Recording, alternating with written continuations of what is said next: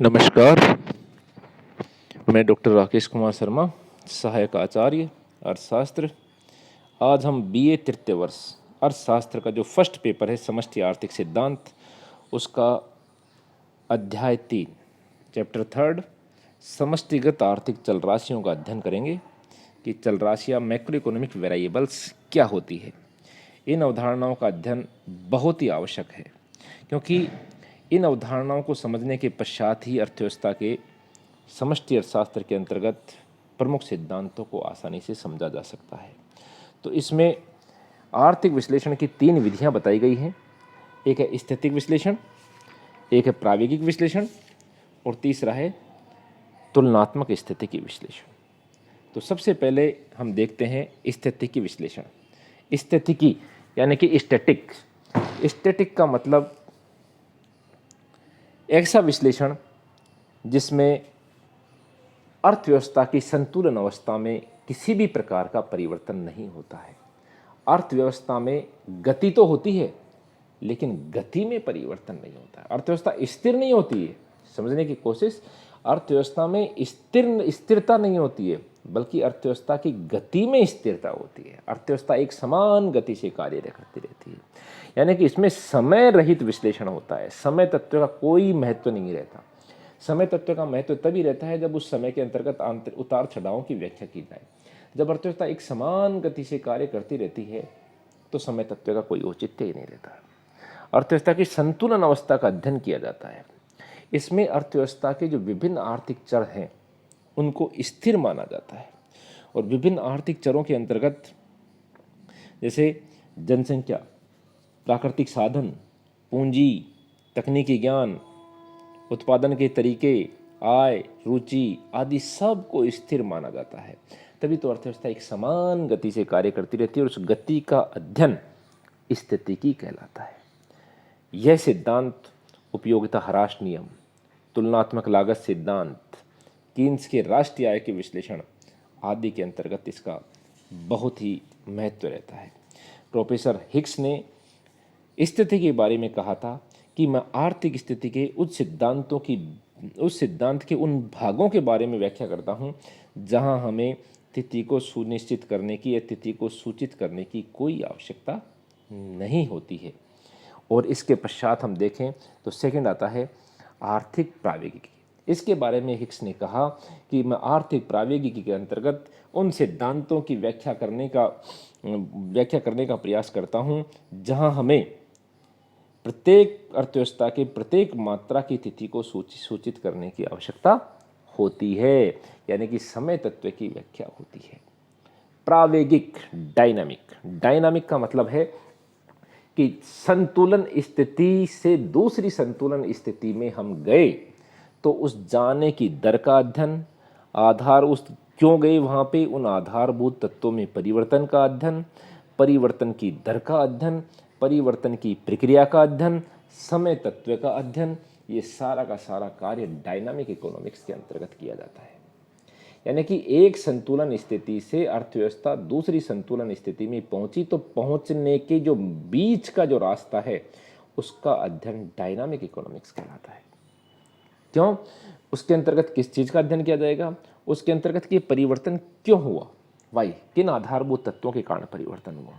फिर परिवर्तन हुआ तो परिवर्तन की दर क्या रही, और परिवर्तन की दर के साथ साथ परिवर्तन की प्रक्रिया क्या रही, और परिवर्तन की प्रक्रिया के साथ साथ उसको डेटेड और होना चाहिए समय तत्व का, समय के प्रत्येक पॉइंट के अनुसार उसको सूचित करना।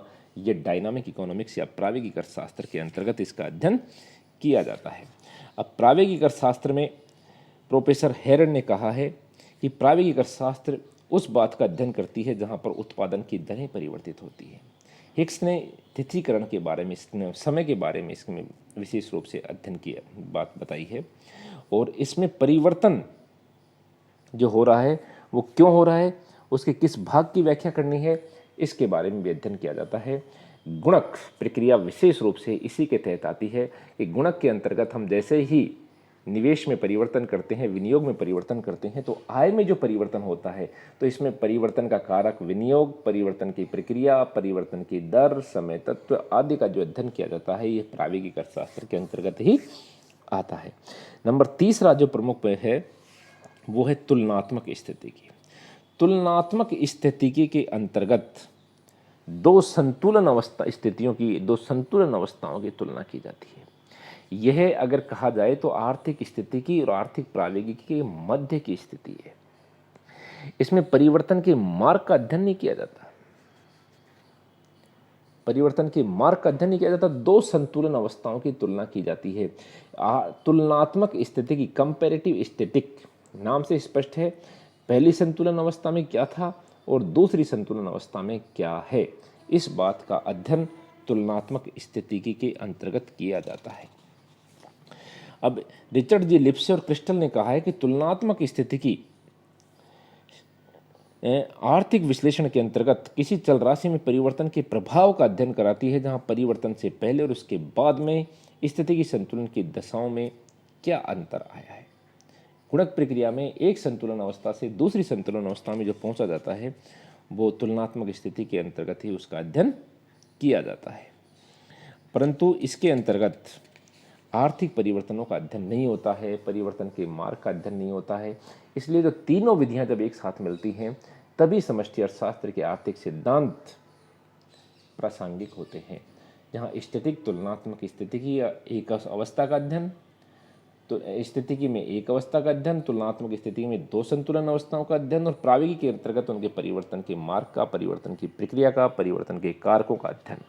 तो ये तीन विश्लेषण की स्थितियां हैं जहां इनका अध्ययन किया जाता है। इसके अलावा समष्टिगत आर्थिक चल राशियों के अंतर्गत दो अवस्थाएं और हैं, चल राशियां हैं स्टॉक और प्रवाह। स्टॉक नाम से स्पष्ट है, स्टॉक वह मात्रा होती है जो समय के एक विशिष्ट बिंदु पर मापी जाती है, जबकि प्रवाह वह मात्रा होती है जो किसी विशेष समय अवधि में मापी जाती है। एक पॉइंट ऑफ टाइम स्टॉक और पीरियड ऑफ टाइम प्रवाह।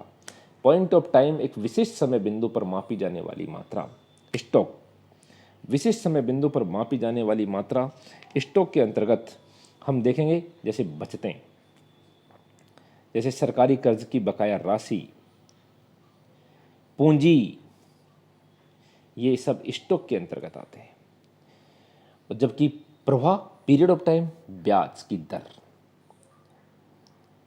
निवेश की मात्रा, एक वर्ष के दौरान कर्ज में होने वाली वृद्धि, बचत, पूंजी निर्माण, एक वर्ष में होने वाला निवेश, ये सब प्रवाह के अंतर्गत आते हैं। तो इस प्रकार स्टॉक और प्रवाह, स्टॉक पॉइंट ऑफ टाइम और प्रवाह पीरियड ऑफ टाइम। जैसे और अगर देखें इसके एग्जाम्पल, तो देश में जनसंख्या, कुल जनसंख्या स्टॉक, कुल श्रम शक्ति स्टॉक, कुल रोजगार की मात्रा स्टॉक, मुद्रा की मात्रा स्टॉक, ये सब स्टॉक के अंतर्गत आती है। जो कि प्रवाह में राष्ट्रीय आय प्रवाह, राष्ट्रीय बचत प्रवाह, राष्ट्रीय निवेश प्रवाह, आयात और निर्यात की मात्राएं वर्ष के दौरान होती हैं, पीरियड ऑफ टाइम में प्रवाह, श्रम शक्ति में वृद्धि एक पीरियड ऑफ टाइम में है प्रवाह, रोजगार में वृद्धि प्रवाह, बेरोजगारी में वृद्धि प्रवाह, बजट घाटे आदि क्या होते हैं प्रवाह। तो ये स्टॉक और प्रवाह। और उसके बाद हम देखते हैं आखिरी चल राशि है संतुलन। तो संतुलन क्या है? संतुलन की अवधारणा हमें उस दिशा की ओर संकेत करती है जिस तरफ आर्थिक प्रक्रियाएं गतिमान होती हैं। हम सब जानते हैं कि आर्थिक प्रक्रियाएं हमेशा असंतुलन से संतुलन की ओर गतिमान होती हैं, और जहां संतुलन अवस्था आ जाती है वहीं पर आर्थिक प्रक्रियाओं में स्थिरता आ जाती है। बचत और निवेश जहां बराबर हो जाए वही संतुलन हो जाता है। जहां डिमांड और सप्लाई आपस में बराबर हो जाए वहीं पे संतुलन स्थिति होती है और कीमत का निर्धारण हो जाता है। तो ये संतुलन है, और ये दो प्रकार का होता है, एक आंशिक संतुलन और एक वास्तविक संतुलन, सामान्य संतुलन। आंशिक संतुलन उस संतुलन कहते हैं जहां एक व्यक्ति की इकाई या अर्थव्यवस्था का एक उपभाग, मैं कहूं तो माइक्रो इकोनॉमी, जब संतुलन की स्थिति में होती है तो उसे आंशिक संतुलन कहते हैं, और जहां संपूर्ण अर्थव्यवस्था संतुलन की स्थिति में होती है उसे सामान्य संतुलन कहते हैं। यानी कि माइक्रो इकोनॉमी में संतुलन आंशिक संतुलन और मैक्रो इकोनॉमी में संतुलन सामान्य संतुलन की स्थिति कहलाती है। तो इस प्रकार ये दो पार्ट हैं इसके, संतुलन तो ये अपनी मैक्रो इकोनॉमी की प्रमुख चल राशियाँ थी। इसके अलावा एक जीएनपी डिफ्लेटर भी आता है। जीएनपी डिफ्लेटर मौद्रिक जीएनपी और वास्तविक जीएनपी का पार्ट होता है। मौद्रिक बटे वास्तविक। मौद्रिक जीएनपी जिसमें मुद्रा की सामान्य कीमत स्तर नहीं, वर्तमान कीमत स्तर को ध्यान में रखते हुए बनाया जाता है, उसे मौद्रिक जीएनपी। और जब मुद्रास्फीति के सूचकांक, कीमत सूचकांक के आधार पर जो निकाली जाती है उसे वास्तविक जीएनपी कहते हैं। तो जीएनपी जो डिफ्लेटर आता है वो मौद्रिक जीएनपी और वास्तविक जीएनपी के आधार पर काम में लिया जाता है। मौद्रिक जीएनपी वर्तमान मूल्यों के आधार पर और वास्तविक जीएनपी कीमत सूचकांक के आधार पर निकाला जाता है। एक बार फिर से बता रहा हूँ। तो ये था मौद्रिक जीएनपी और वास्तविक जीएनपी। ये हमारा 3rd चैप्टर था। आपको बहुत बहुत धन्यवाद। 4th चैप्टर इसके बाद।